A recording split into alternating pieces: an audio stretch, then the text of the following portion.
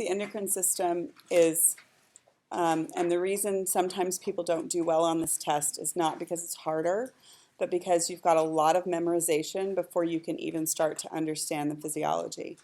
And almost that entire quiz was just over the memorization that you should have already done. Does that make sense? And then the feedback loops and stuff are the stuff that we learn that's the real phys. But you can't do those unless you actually learned the hormones already. So the biggest pointer that I can give you to increase your likelihood of success on test 3 is don't wait until the week before, because then you'll only get the first level of knowledge and you won't be able to get the second level of knowledge. So please start studying frequently if you're not already studying frequently. Okay, so I think we just finished the disorders of the adrenal cortex, correct? Okay, so we're on the adrenal medulla. All right, so go back to adrenal gland, remind me where the adrenal gland is, what it looks like. Top of the kidneys, not that big. The adrenal medulla is the inner portion of the adrenal gland. And we actually already know a decent amount about the adrenal medulla because, of course, what is it that stimulates the release of the hormones from the adrenal medulla? You know that because it was the last set of notes. What causes the release of, for instance, epinephrine from the adrenal medulla? Like the sympathetic nervous system. So you've already learned a little bit about this because we talked about it with the sympathetic nervous system. What we have to talk about is some unique parts about releasing hormones, hormone epinephrine instead of just neurotransmitter epinephrine. But it's not going to be like dramatically different. So what does the adrenal medulla release? It releases primarily epinephrine, less norepinephrine. The ratio is about 4:1 when it's released as a hormone. And then a little bit of dopamine. We're not going to talk a whole lot about dopamine's function here. I'll tell you just a little bit about what dopamine does when it's released from here into the bloodstream. It primarily causes vasoconstriction. It's a vasoconstrictor in the bloodstream. And then we'll concentrate mostly on epi's function. So it is released as a direct response to sympathetic stimulation, meaning if a tiger walks in, you are going to sympathetic nervous system, identify stressful situation, zap your adrenal medulla, and dump epi into the bloodstream. What is the advantage of putting it into your bloodstream? Well, it enhances the fight or flight response that the nervous system started, and it can also prolong it from 30 seconds to get away from a tiger to maybe it's a really persistent tiger and you need 30 minutes to get away from the tiger.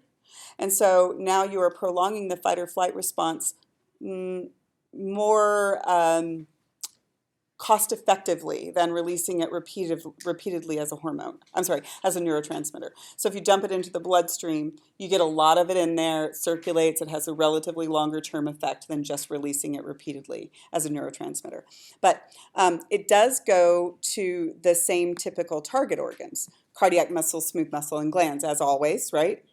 But it's not limited to those because now it's in the bloodstream. Does that make sense? So where else does it go in addition to cardiac muscle, smooth muscle, and glands? So it does go there, and the heart doesn't care how the chemical messenger got there. When it gets to the receptor, it responds the same way. It will increase heart rate, for instance. But since you're going through the bloodstream, you can go other places as well. So before I tell you the metabolic effects of norepinephrine and epinephrine, I want you to think through what you think they might be. So tiger walks into the room. In addition to doing the normal things to cardiac muscle, smooth muscle, and glands, I'm going to have some metabolic effects, okay? What do you think that epi might want to do to help you get away from a tiger, even if it takes 30 minutes? Think about it. What? It actually does help you run faster by a mechanism I'll tell you about. What? If it's going to take longer, don't you need some sort of like energy, like sugar? Nutrients, energy into the bloodstream, exactly. So do you see the logic there? So the metabolic effects are going to be a couple of different things. Does it make sense that it will cause glycogenolysis in the liver? Yeah? So what will that do to your blood glucose level? Increase it, right? But not everything needs glucose, so it also causes lipolysis and dumps fatty acids into the bloodstream, right? Because some things can burn fatty acids and some things need glucose. So do you see basically what we're doing is mobilizing resources into the bloodstream? Logical. And then it actually can make you run faster, but only indirectly, because it actually does some specific things to skeletal muscle. And this is different because remember when norepinephrine was released as a neurotransmitter, it has no impact on skeletal muscle because it doesn't hook up to skeletal muscle, right? But now it's released as a hormone and it can get to skeletal muscle. It has receptors there. And what it's going to do in skeletal muscle is two things. It's going to cause glycogenolysis in skeletal muscle. So you cause glycogenolysis in the liver, right? But they dump that into the bloodstream. But remember, every skeletal muscle fiber has its own little piggy bank of glycogen. And you cause glycogenolysis in the skeletal muscle. And then in addition to doing that, you also increase the rate of cellular respiration in skeletal muscle. So what those do is they get quicker access to ATP, right? Which means you were right. Your skeletal muscles are actually going to work better under those circumstances. So do you see the primary targets here are going to be liver, right? Also fat and skeletal muscle, in addition to your regular targets, cardiac muscle, smooth muscle, and glands. Does that make sense? Okay, back up one step. Now we have this hormone that we have just seen that increases circulating nutrient levels, right? Isn't that what it's doing, increasing circulating nutrient levels? But that's the second hormone that we've learned that increases circulating nutrient levels. What's the first one? It's the other one that increases, for instance, glucose and fatty acids in the bloodstream. And we talked about it last time. Yeah, say it louder, you're right. Glucocorticoids, cortisol, corticosterone, right? Remember those? But they do it for a different reason. Do you remember that the reason is different?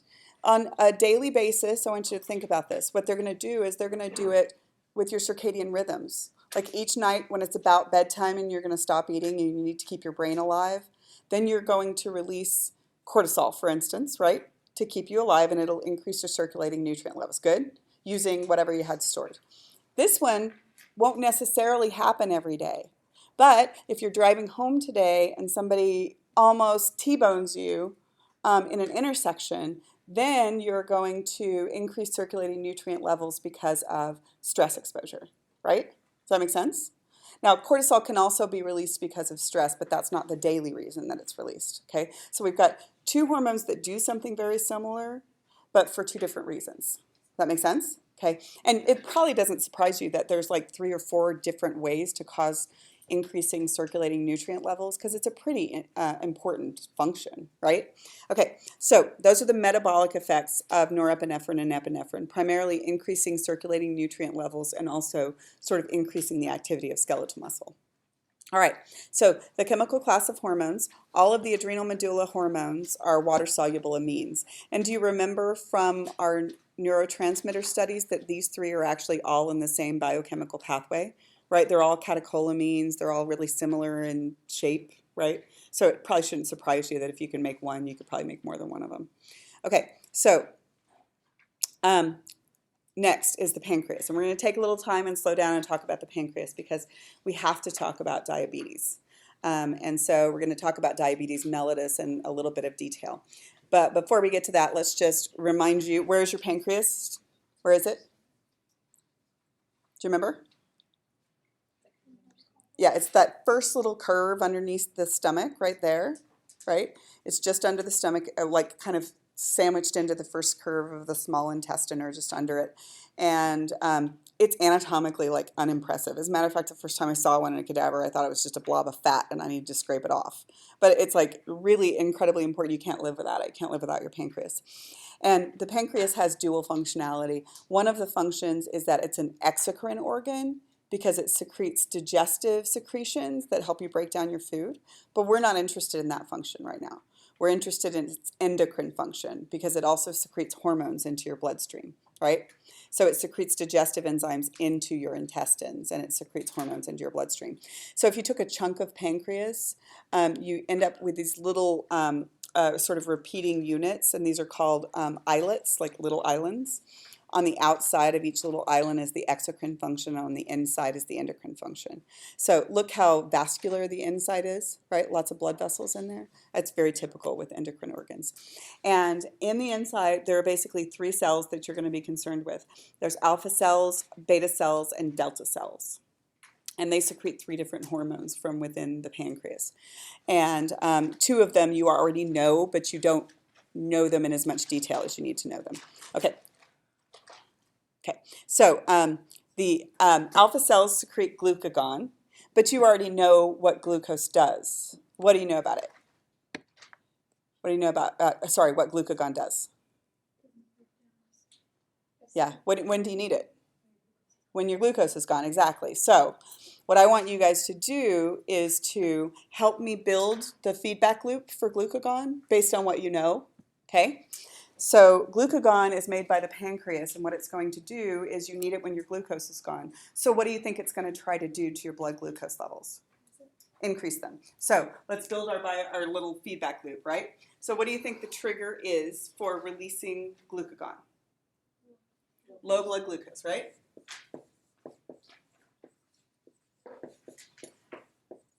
And what part of the body has to detect low blood glucose in order for you to know to release glucagon?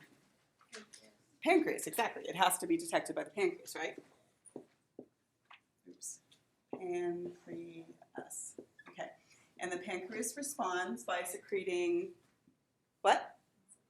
Not insulin, glucagon. Right. Increased glucagon secretion. And then see if you can figure this out. Where can I go to get more glucose? Exactly, good. So the primary target, not the only target, but the primary target and the one that should make sense to you is the liver. And what am I going to do in the liver? What's that damn word? Not glycolysis, the other one. Glycogenolysis, exactly. Glycogenolysis. And what will that do to your level of blood glucose if you do glycogenolysis? Increase it.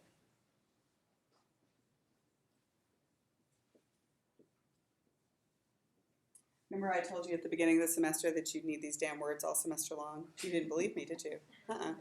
Okay, so now what do you think the feedback mechanism is? It's not insulin. Insulin isn't involved in this process.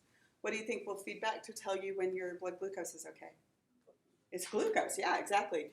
It's just the glucose that you feed back into the system, and as soon as the level gets adequate, right, it just goes right back in, and now the pancreas, instead of detecting low blood glucose, it detects adequate blood glucose, right? So that's the negative feedback inhibition loop. So what I'm hoping is that by doing like 5 of these now, you're starting to see that usually if you get started, you can figure out what it probably looks like, right? Okay, so it's less memorization and more logic, right, once you get into them. Okay, so that's glucagon. But now, back up before we go into the next one. And there are other things that you could do that would be consistent with increasing the level of blood glucose. See if this makes sense to you. Now, this is the only one that I expect you to memorize, but see if these make sense to you. If what I wanted to do was to increase my level of circulating blood glucose, yes, the liver is going to do glycogenolysis, but ask yourself if these also make sense, okay? Does it make sense to you that you would decrease glycogen synthesis, glycogenesis, right? If your blood glucose level was too low, would you do any storage of blood glucose? You would not. If necessary, does it make sense that you would also do gluconeogenesis? Yeah, if necessary, after you ran out of glycogen, right? Ketone synthesis might not make sense to you, but let's ask these two. What about protein breakdown? Does it make sense that you would break down your proteins so that you could do gluconeogenesis? And as long as glucagon was around, you would not be doing any protein synthesis, right? Okay, so remember how we kind of said that, I kind of said that cortisol was like a pessimistic hormone, right? It's not concerned about tomorrow because it doesn't know if you're going to get through the next couple minutes. And this one is very similar, right? It's like, I don't care what happens after this. We just need to make sure there's enough nutrients in the bloodstream to get me through the next few minutes. Okay, but does it also make sense that even though we didn't talk about its function in adipose, that lipolysis might be consistent with increasing, not necessarily glucose levels, but other things can burn fatty acids, right? So if you dump glucose into the bloodstream, you can also dump some fatty acids in the bloodstream. So what am I interested in here? Not memorization, but if I said, which of these is consistent with the major function of glucagon? And then I put glycogenolysis glycogenesis, protein synthesis. If I put those as choices, then I expect a student who had thought about it for a little while to be able to figure out which ones were consistent, right? Not memorize, just think through, right? Okay, so the major target is the liver, but it also targets the adipose tissue. Okay, so back up one more step, and now we have 3 hormones that do something very similar. We've got 3 hormones now that increase your circulating nutrient levels. Tell me what they are. We just talked about 2 of them 5 minutes ago. What? Glucagon is one of them, yes. Not insulin. 2 that we have learned already. We haven't learned insulin yet, really. Increased circulating nutrient levels. We just talked about this not 5 minutes ago. What? The glucocorticoids, including cortisol. So that's 2. And then epinephrine. Okay, so how do we put this together? We have 3 separate hormones that do 3 very similar things. The big difference is the trigger for their release. Okay, let's go through a 24-hour day. When in a normal 24-hour day would I release cortisol, for instance? When I'm about to fall asleep, right? That's when I release it. So it's circadian rhythms, okay? When would I release epinephrine into my bloodstream? When a tiger walks in the room or somebody tries to kill you on the highway, right? It doesn't happen every day, but it's important to be able to do it if it does. And last but not least, when do I release glucagon? Well, I slept through the night and cortisol served me well. I'm driving to work. I almost get T-boned, and then epinephrine served me well to dump nutrients into my bloodstream. And then I forgot to eat lunch. And when I forget to eat lunch, what I do is this, right? That's when it would be released. It's released in between meals. So the 3 triggers are 3 totally different triggers to cause an increase in circulating nutrient levels. Circadian rhythms, acute stress, right? Low blood glucose levels. Okay? They have a lot of overlap of functionality, but they're not released for the same reason. Good? Okay, so that is glucagon. So now let's do insulin. So insulin, go ahead. So with the circadian rhythms, with the glucocorticoids, with that, is that considered a CRH, the circadian rhythm hormone? Circadian rhythm hormone. Yeah. CRH is not, you wouldn't want to use that word there because CRH actually is the name of a hormone. Corticotropin releasing hormone. Okay. Oh. Okay. Okay, I was thinking. But it is a circadian hormone. Yes, it is a circadian hormone. Yes. But CRH means something specific in the endocrine system, so I wouldn't want you to get confused with that. Okay, so now I want to talk about insulin. What insulin does is insulin is released when your blood glucose level is too high, and it serves to bring down your blood glucose level. Okay, so it's really like the antagonist to glucagon. Does that make sense? Okay, so I'm going to build something like this, but I actually want you guys to build it. So I want to build a feedback mechanism, this time for insulin instead of glucagon. So get me started. How do I start? High blood glucose, right? So this would be in between meals. This would be after a meal. Okay? So I just ate. I've got high blood glucose. It needs to be detected where in order for me to take care of it? Pancreas, good. And the pancreas is going to respond by increasing insulin secretion. By the way, it's beta cells of the pancreas. And insulin is going to go lots of places. Most cells in the body. What does it do to most cells in the body? You guys should know this one. Yeah, it increases cellular uptake of glucose, right? So it's going to go, the primary target is just most cells. There will be a couple of other targets, but most cells. And what it does is increases glucose uptake. And what will that do to your blood glucose level? What will it do? Yes. Drop your blood glucose level. And then the same story. What feeds back? How do you know when you need to stop secreting insulin in a healthy person? What feeds back? Yeah, it's the glucose itself that feeds back. So when my glucose gets back down into normal levels, right? Instead of being high, back down into normal levels, that the pancreas assesses that and it says we don't need any more insulin secretion. Is that good? So these are basically a very similar story, right? Okay. Okay, so the beta cells secrete insulin and it decreases blood glucose by allowing cells to uptake glucose. But we're going to do it again. What else could you do that would be consistent with decreasing blood glucose? Why does it do this in this class? So let's look at it. So again, this is what I want you to memorize. Yeah, most cells in the body increase glucose uptake, but I want you to be able to think through this. So let's look at it. It's telling the same part of the story. Increased plasma glucose causes the beta cells to increase insulin secretion, which causes most tissues to increase glucose uptake, which drops the blood glucose. And then ask yourself if these two are consistent.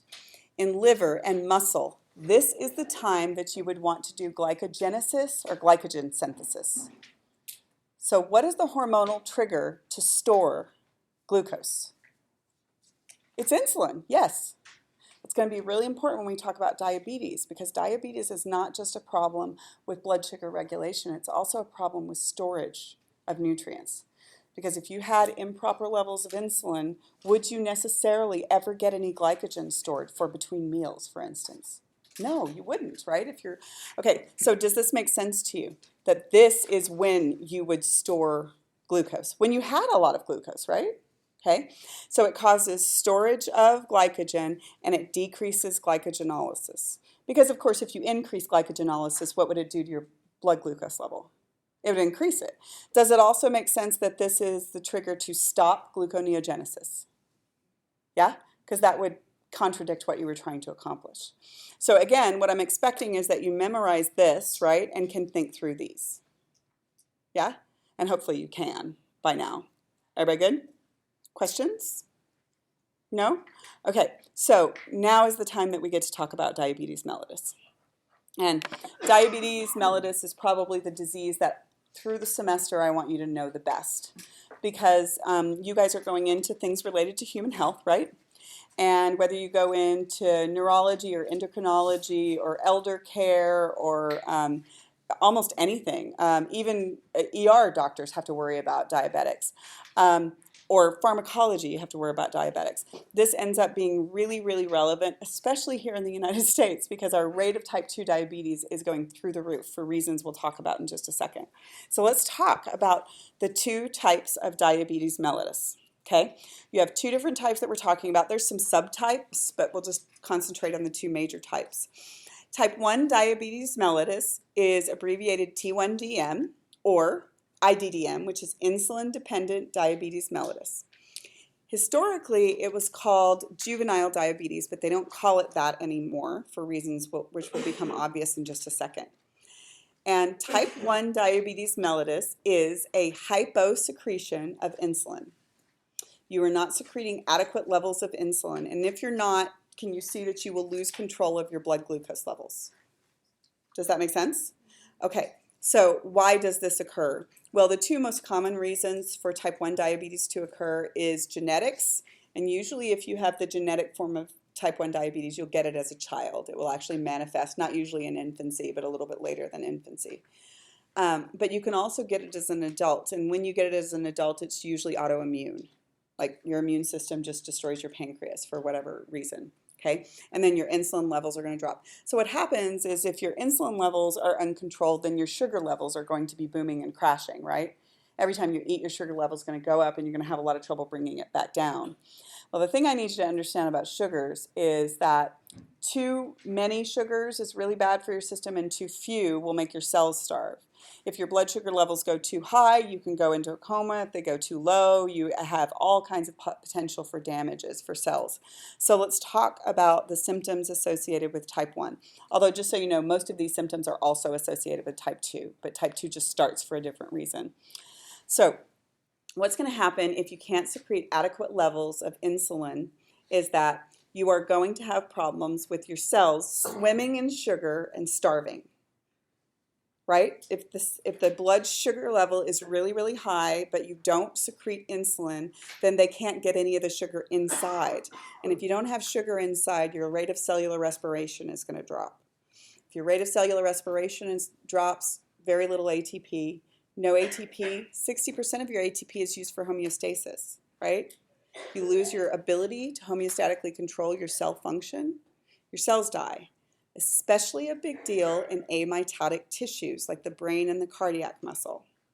So what kinds of symptoms do you see? Every single body system has the potential for being damaged by diabetes if it's not very carefully treated. And one of the big things that you will see is it causes cardiovascular abnormalities. You're at much higher risk of heart attack if you're an untreated diabetic. In addition, it also, have you heard of diabetic neuropathy? It's when your nervous system ceases to be able to transmit in and out effectively because of the nervous system damage. It also depresses your immune system just because of the metabolic effects on the immune system. And it's really hard on your cardiovascular system because of A, what it's doing to the heart, and B, all of those sugars are just in your bloodstream all the time. And all of those sugars being in your bloodstream all the time increases your likelihood of atherosclerosis. So you've got all of these potential damages for diabetes. In addition, all of that sugar has to be cleared through your kidneys. And typically associated with untreated either type of diabetes is an increased likelihood of kidney failure.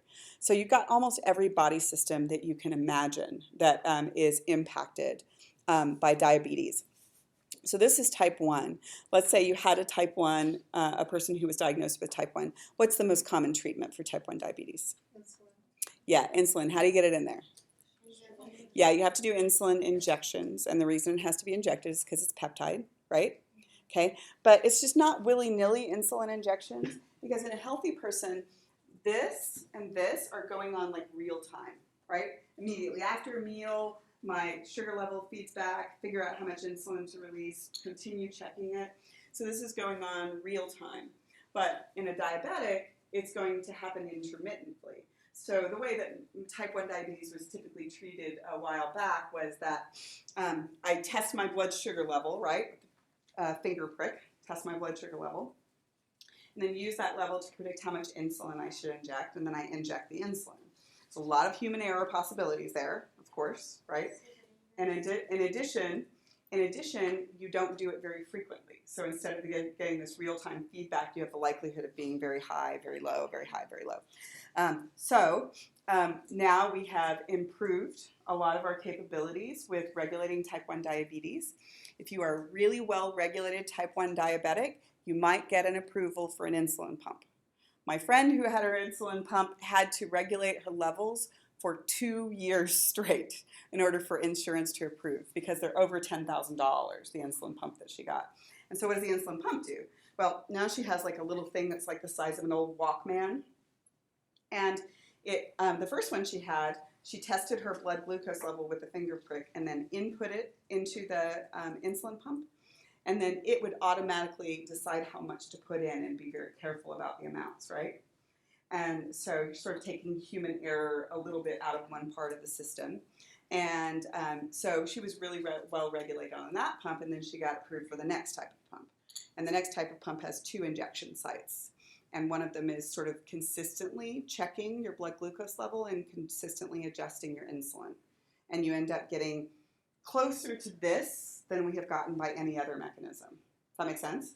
So that's one of the regulatory mechanisms. The other thing that is really important to understand about both forms of diabetes is that one of the very best ways of regulating your blood glucose levels is exercise. Because, I don't know if you guys know this, when you start exercising, your skeletal muscles suck up glucose without insulin. Their mechanism of removing glucose is not insulin dependent, which means that a type 1 diabetic who is very careful about what they eat and very careful about their insulin and glucose levels and exercises tends to be about the best regulated type 1 diabetic that you could imagine, right? So that's a type 1 diabetic. Genetics are autoimmune. Generally speaking, you didn't do anything to get there. Now, how the decisions you make definitely can affect how badly this manifests, but you didn't give it to yourself. Go ahead.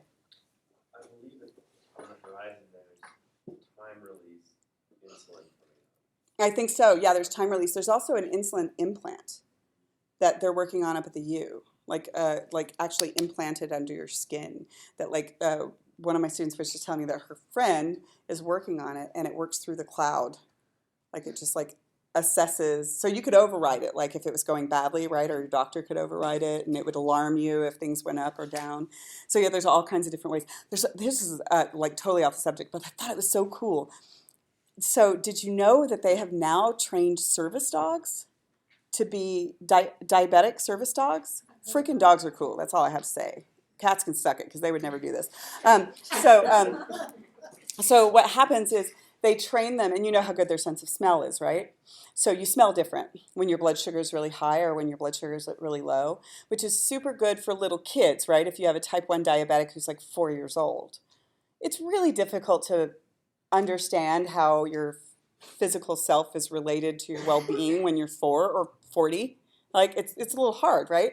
So the dog is trained to detect changes in the blood sugar and to go alert the parents. Or there's a specific toy that you pick up if the blood sugar is high, and there's a different toy that you pick up if the blood sugar is low. And they will like bring it to the mom or bring it to the dad, and they're with the kid constantly. They sleep with them. They can alert you as soon as their blood sugar starts to drop. Isn't that amazing? So freaking cool. Dogs are the best. And of course, it was like a lab too, right? Super cuddly, floppy ears, save your life. That's all you need. Okay. So that's type 1 diabetes. Now let's talk about type 2. So type 2 diabetes has most of the same symptoms, plus a couple more. The couple more have to do with how you usually get it. Type 2 diabetes is called T2DM or NIDDM, which is non-insulin-dependent diabetes mellitus. Okay, non-insulin-dependent diabetes mellitus. How do you get this? Mostly diet and exercise. Mostly you gave it to yourself, unless you're a child and then your parents gave it to you. Now, can you have a genetic predisposition? Yes, but I have a genetic predisposition to smoking-related cancer, but I'm not going to get it because I don't smoke, right? You can have a genetic predisposition to type 2 diabetes, but if you have good diet and exercise, the likelihood of you getting it is close to zero. So how does this happen? This is the story that we started like the beginning of the semester with.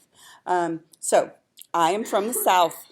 And if you want to feel good about yourself, all you have to do is get off a plane in the South, because you will be the hottest person in the room because everybody weighs 300 pounds, okay? It's like, oh my God, I'm so pretty. I just changed rooms, right? It's like, oh my gosh. So everybody's fat. Just like almost everybody is fat. So part of that is diet and exercise. The activity levels have gotten lower and lower and lower. And the diet is pretty poor. It tends to be very fatty. And then it is not at all uncommon, especially with my redneck ancestry, to know somebody who drinks like 8 Dr. Peppers a day, right? And some kids even started getting Dr. Pepper in their baby bottle, right? And it totally happens. Don't think it doesn't happen. So what happens? So let's say you've got that habit of like inactivity, right? And combined with like 8 Dr. Peppers a day. Not for 1 year and not for 5 years and not even for 10 years, but usually like 30 years of that. So what's going to happen over the course of 30 years is this pattern. Sugar goes up, right? Insulin goes up, right?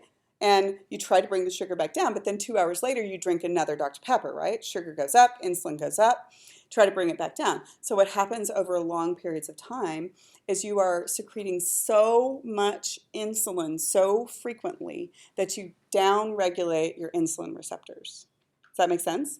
They become insensitive because they have been overloaded with insulin for so long. So now you're insulin resistant, right? So now in between meals in which you're not drinking a Dr. Pepper or not secreting insulin, you will not respond to normal levels of insulin. So your sugars go up and they crash, and they go up and they crash. So you're having these booms and crashes. You can counteract the predisposition to type 2 diabetes if you're really, really physically fit, but there aren't just a whole hell of a lot of people who are marathon runners who also drink 8 Dr. Peppers a day. If they were, they probably wouldn't get type 2 diabetes though, just so you know. So the things that are associated with type 2 diabetes that are not typically associated with type 1 diabetes are also obesity. It's not always associated with it because of course you can have a really high metabolism, but still you're going to downregulate receptors with all that sugar and insulin. So a lot of times obesity is associated with type 2 diabetes. So this is classified as not a hyposecretion disorder, but a hyporesponsiveness disorder, right? It's just not responsive, and primarily due to diet and exercise. So what happens, and it happens all over the United States, and we're starting to export it to other countries, is that you go into your doctor and they say your sugar and glucose levels are high and you should change your diet and exercise patterns. And do people typically do it? No, especially if they don't have any symptoms. And you don't have any symptoms during the pre-diabetic phase, the borderline diabetic phase.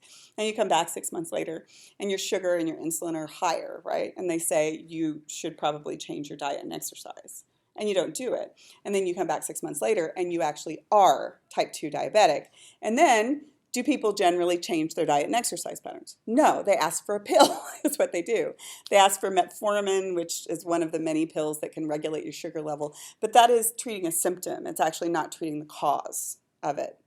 And a lot of times if you can use diet and exercise and metformin, sometimes people can even flip back out of type 2 diabetes in the early stages.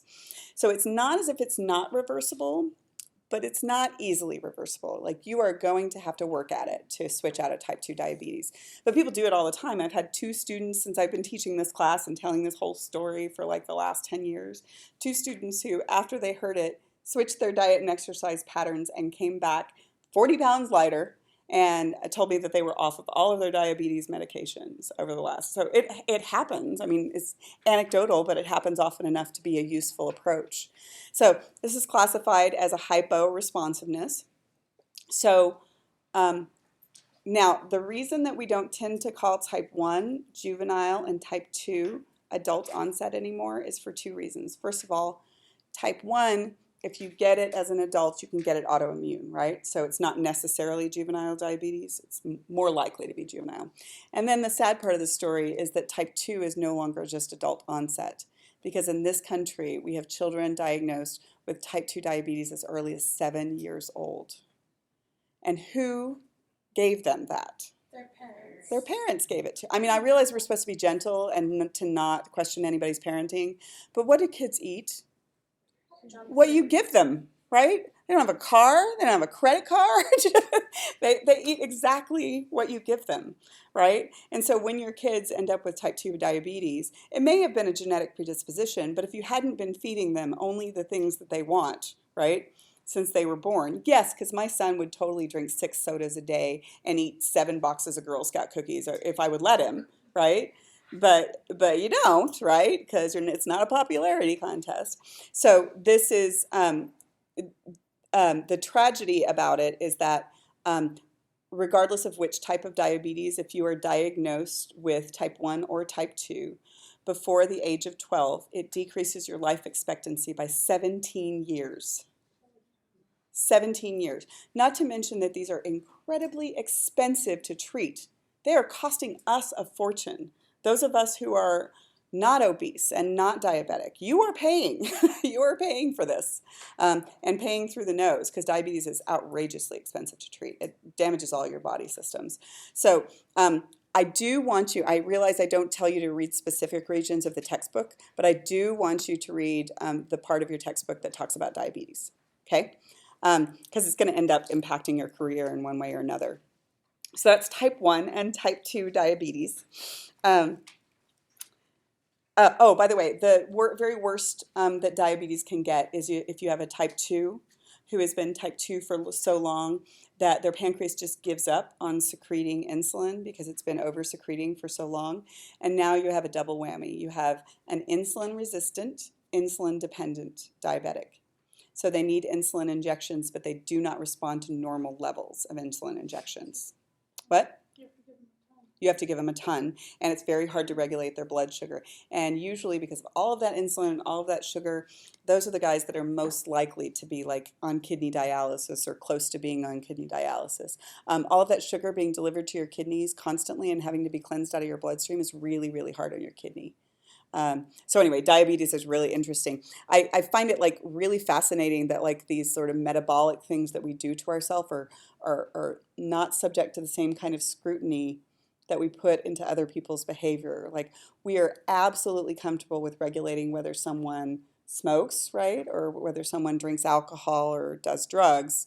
But heaven forbid we actually get a say on whether someone has access to sugary and fatty food. Like other countries have instituted sugar taxes and fat taxes. So like all that crappy food is like more expensive to get. But here it's way cheaper to get. It's way cheaper to eat badly than it is to eat well here.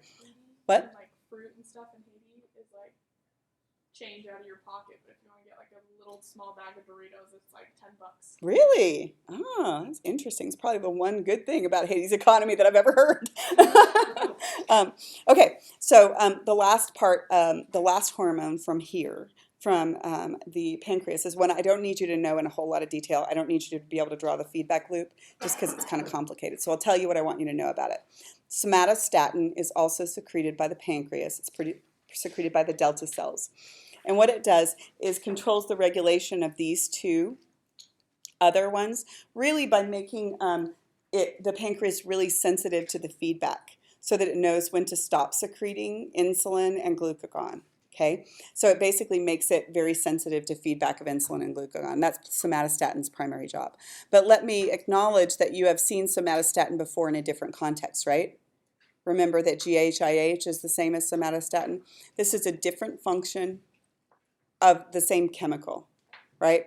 But the somatostatin that's released from the pancreas doesn't have any impact on growth hormone secretion. And this one that's secreted up here doesn't have any impact on the pancreas. Really, because remember, this one is only secreted into that little like portal vessel in very low concentrations between the hypothalamus and the anterior pituitary. It doesn't really get to the pancreas to speak of. So it's just the same chemical that's used two different ways. Does it make it sensitive to blood glucose or insulin? It makes it sensitive to the feedback of the glucose, yeah.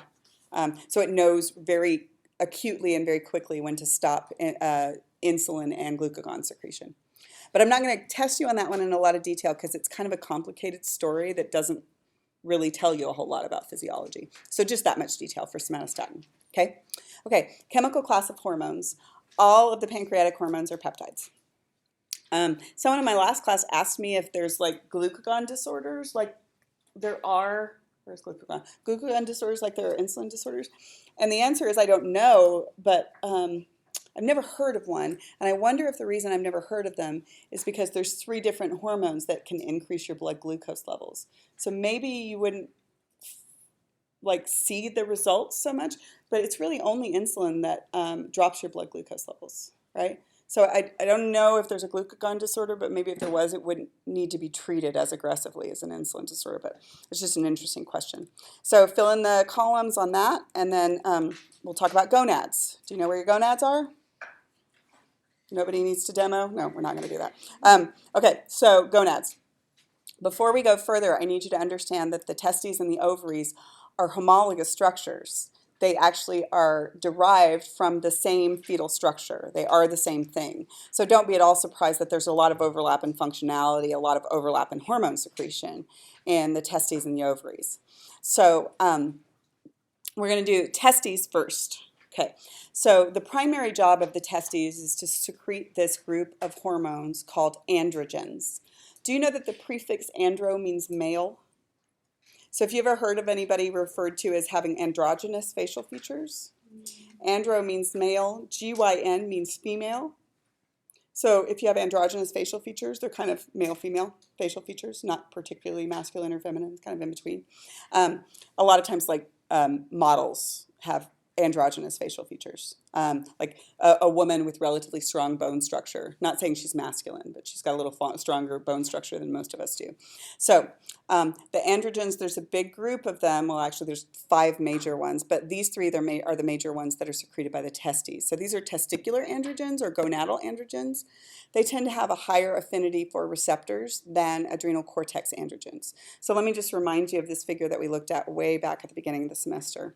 Remember these are all the steroids. All of these 4, I said 5, 4, these 4 are androgens.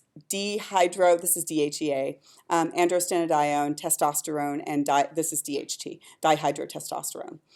Please note that estrogens are derived from androgens. Okay, so these are all of the male hormones. Not that they're exclusive to males, but they're in much higher concentration in males. So the primary job of the testes, the primary endocrine job of the testes, is to secrete androgens. So what do androgens do? What are they for? Well, they're for different things at different times of life. So let me tell you the story of how you got to be a male or a female when you started out as being able to be either. So in humans, did you guys go through like the development of genders in your anatomy class? Because I teach it in mine. Okay, so I'll tell you a short version of the development of genders. So when you were about 5 weeks post-implantation, right, and you were just a little ball, right, ball of cells. So when you first start to organize it, what happens is the developing fetus has two sets of ducts down here, not quack quack, but the other kind. Okay, so two sets of ducts. One of them, if it continues development, would become the vas deferens, the prostate, and all of the other like accessory glands of the male. Okay, does that make sense? So these are called Wolffian ducts. The male, just associate wolf with male. It always works for me. And then the other set of ducts will become the fallopian tubes and the uterus if you continue their development. Okay, so how do you become a male? It's a couple of steps to become a female because the default anatomical gender in humans is female. So it's a couple of steps to become a male. First thing that has to happen is you have to degenerate the female ducts, okay? And there's a gene on the Y chromosome that codes for Mullerian inhibiting hormone, this one right here, that causes degeneration of those Mullerian ducts. But that didn't accomplish it because all it did is degenerate the female part. But now you have to continue development of the male part if you want to have functional gonads, right? A vas deferens and a penis, because the clitoris and the penis are the same structure, and if you leave it alone, it stays small like a clitoris, and if you expose it to testosterone, it gets large like penis, right? So first thing that testosterone does is MIH is secreted about 6 weeks post-implantation, and it degenerates the female ducts. If you are male, right, if you were XY, you would make MIH. It's on the Y chromosome, so females don't make it, right? Okay, and then you're still not anatomically male unless you also get a big squirt, a big surge of testosterone about 6 weeks post-implantation. And when that occurs, it puts everything in place for the male, what we call primary sex characteristics. It means that the genitalia is going to develop as male. You're going to develop a prostate, and you're going to develop vas deferens, and the structure that would have been the labia majora will develop into the scrotum, and the testes will start their descent. They're not going to finish at that point. And then the thing that would have been a clitoris will end up developing into penis. So that's because of testosterone, 6-ish weeks post-implantation. Okay, those are called primary sex characteristics. And then basically he's born and he has a penis, and you say he's a boy and you name him Joey, right? And then pretty much no testosterone to speak of until he hits puberty, right? And then when he hits puberty, he is going to start to secrete testosterone again because of our friend GnRH. So what happens at puberty is that is when you start to secrete GnRH, and GnRH is going to cause the secretion of LH, which will end up with androgens in a male, and FSH, which will ultimately end up with spermatogenesis in a male. So that happens at puberty. And when this is secreted is primarily sort of genetically determined. Like some people, if your mom hit puberty at 9, you might hit puberty at 9. It also is affected by environmental stuff, like some weird stuff that you can get in the water. So what does testosterone do? And then we'll sort of build the flow chart in just a second. Testosterone in males does lots of things. Of course, it's responsible for sex drive. It also, to greater and lesser degrees, with greater and lesser amounts of argument, is responsible for either assertion or aggression, depending on your perspective. It would be called assertion if you were a CEO, and it would be called aggression if you were in prison. However, testosterone is associated with both of those, regardless of what kind of judgment you put on it. So sex drive, assertion, aggression, it's also necessary for spermatogenesis. And then it does the other things that you see in a little boy going through puberty. Bone growth, right? Muscle mass, facial hair, pubic and axillary hair, all of that stuff that occurs. So all of that typical stuff. So because it causes tissues to build up, like more protein synthesis in skeletal muscle and more bone mass growth, testosterone is considered an anabolic steroid. Do you remember which one was considered a catabolic steroid because it causes things to break down? It's the glucocorticoids, exactly. Remember, those cause protein degeneration for gluconeogenesis. So this is an anabolic steroid. And it's actually a more effective anabolic steroid than estrogen, which is why males tend to get taller and have more muscle mass, right? All right, so the testes also produces two other hormones, and we'll add those into the story in just a second. We already did Mullerian inhibiting hormone, and it really only produces that one during embryonic and fetal development. So what we're going to do now is we're going to build the chain of testosterone regulation and spermatogenesis regulation in an adult male. So this is after you're grown. Okay, so it's going to be very similar to this picture, only we're going to build it a little slowly so that you can see the parts, okay? So how does a male know when to secrete testosterone? We'll do testosterone first, and then we'll do spermatogenesis. And the answer is the hypothalamus gets to decide. And the hypothalamus decides by when it secretes GnRH. This happens first at puberty, and then throughout a male's life, although it does happen kind of cyclically. We'll see how it happens. So GnRH goes where, guys? Anterior pituitary. And in response, the anterior pituitary secretes two hormones. Which of the two hormones is going to be part of the testosterone story or androgen story? Yeah, it's LH, right? And we'll tell the other part of the story in just a second. And then LH goes where in a male?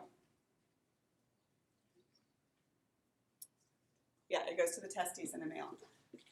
And specifically, it's certain cells in the testes. It's different cells in the testes that do testosterone secretion than do spermatogenesis. It's these cells called Leydig cells or interstitial cells.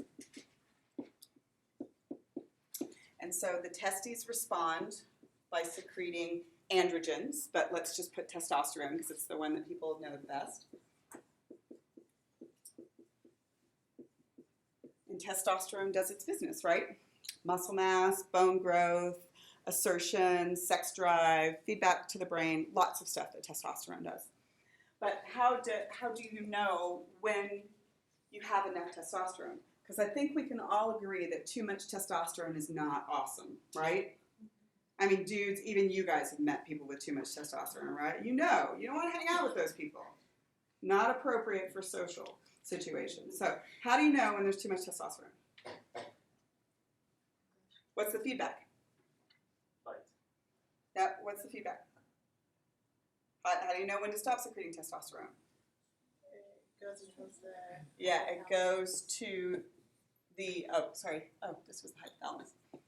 Put the hypothalamus on top. I forgot to put it there. It goes to the hypothalamus, and it also goes to the anterior pituitary. So in a normal male, right, when everything is cool, what happens is when the testosterone gets up into the high level of normal, it feeds back, and then the brain says, that is plenty of testosterone, and then you don't overdo it. Are you at all surprised that this mechanism is not very finely tuned when a male is going through puberty? So the testosterone levels in a male going through puberty are like whoosh, through the roof, and then it takes a few years before they level out to normal levels, right? And then as males age, as they get into their 50s and 60s and 70s, your testosterone levels start to drop again. Does that make sense? So this like control mechanism takes a few years. It does with estrogen too, we'll see. So testosterone feeds back, right? So what you would see over time in a normal male, that means that testosterone will go up and down, but stay within normal ranges, right? Okay, so let's tell the other part of the story. Because the testes don't just make androgens, they also do spermatogenesis and make sperm, right? Yeah? So the other part of the story is this half. So if I'm going to end up with spermatogenesis, what's the relevant hormone from the anterior pituitary? Yeah, it's FSH, which is follicle stimulating hormone. And FSH will go to the testes as well, but different cells. These are Sertoli cells. And different cells in the testes will do spermatogenesis.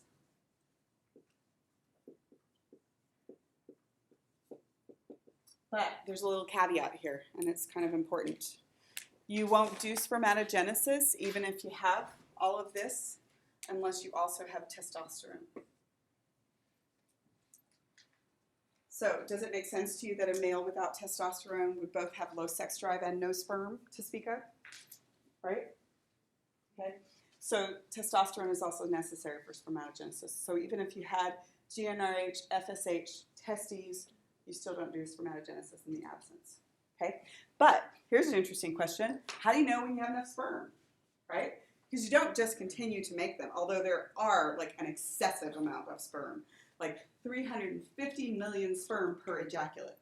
That is totally overdoing it, right?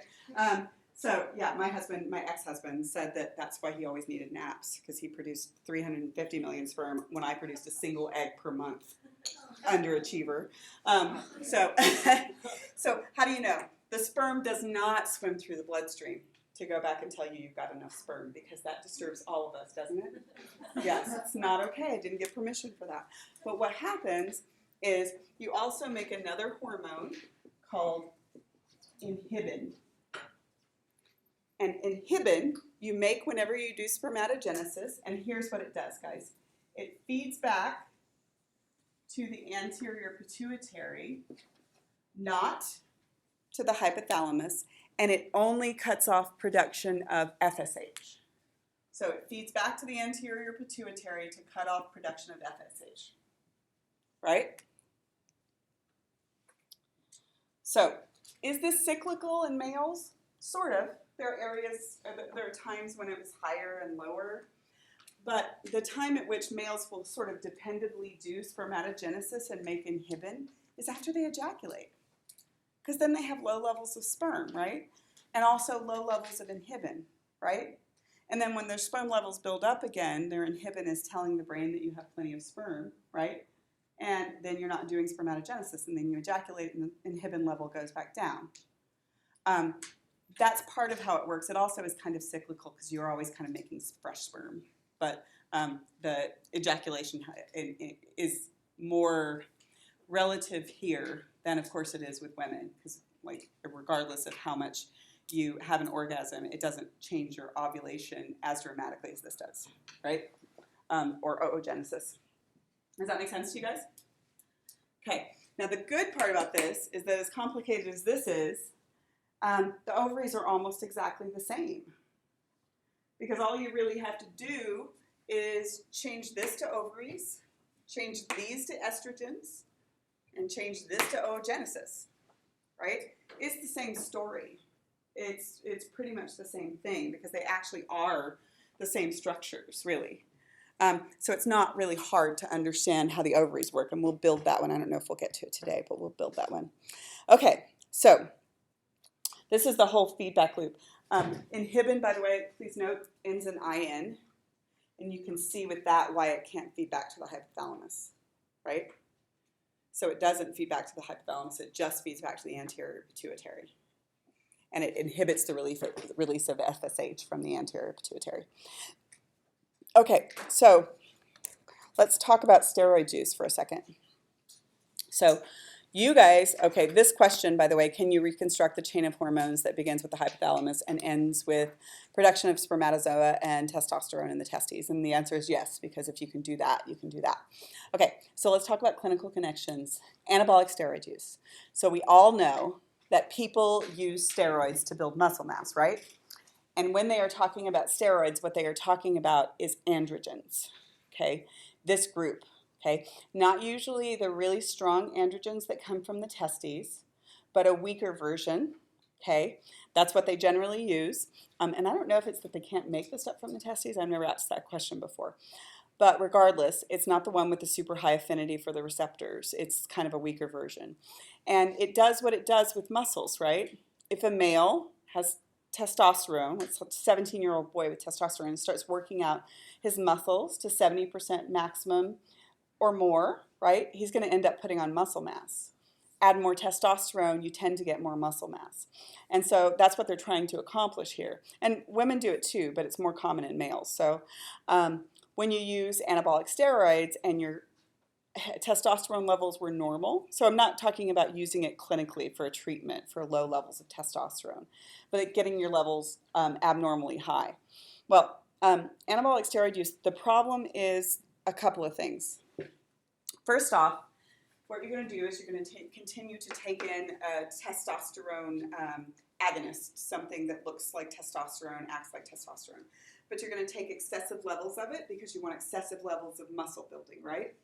And so the problem is this. When you take in excessive levels, what are you going to end up doing to these feedback mechanisms?